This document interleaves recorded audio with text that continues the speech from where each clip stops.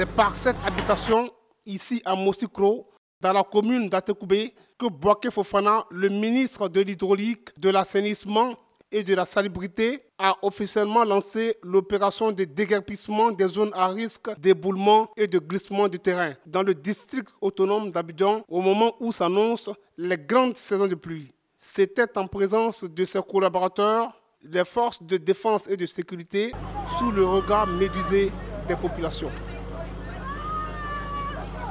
On fait beaucoup de sensibilisation, mais à la fin de la journée, il faut que nous venions faire partir les gens aux besoins par la force. Parce que nous préférons nos compatriotes, les populations vivantes, peut-être mécontentes provisoirement, mais nous les préférons vivantes.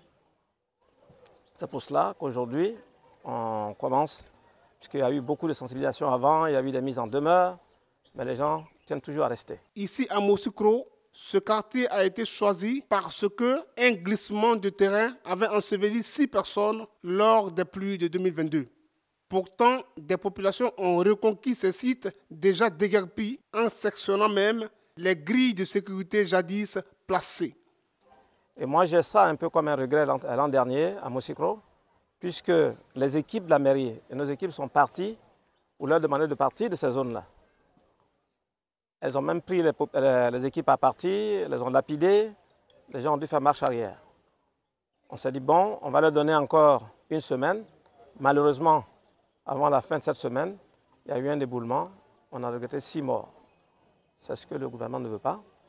Le Premier ministre a donné des instructions fermes.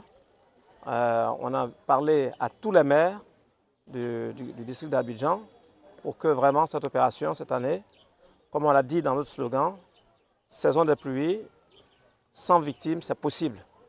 Maintenant, des gens viennent se réinstaller. Vous voyez ici, on avait même mis des grilles pour marquer le périmètre de la zone à risque. Bon, ils viennent, quelquefois on construit de nuit. Les zones qui ont été déguerpies l'an dernier ont fait l'objet d'une surveillance par notre brigade. Et je peux constater cette année qu'il y a eu très peu de réoccupation des zones qu'on a déguerpies l'an dernier.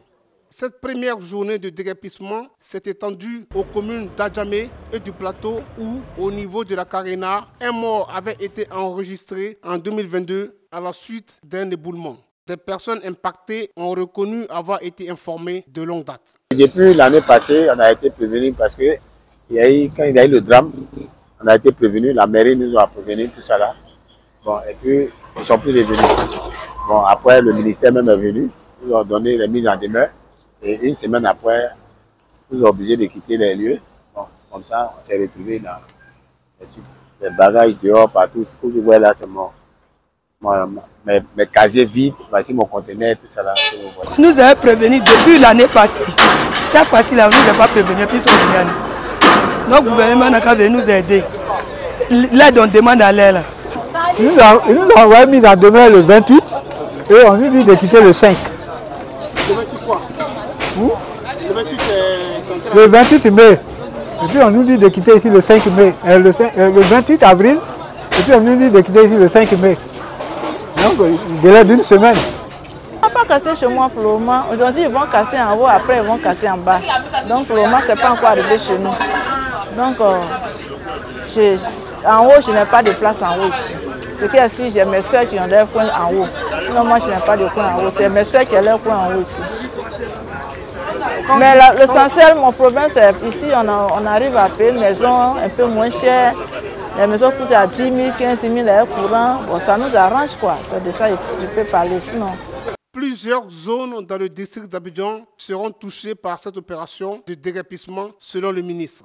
Elle est prévue pour s'achever à la fin du mois de mai, soit avant le début des grandes pluies.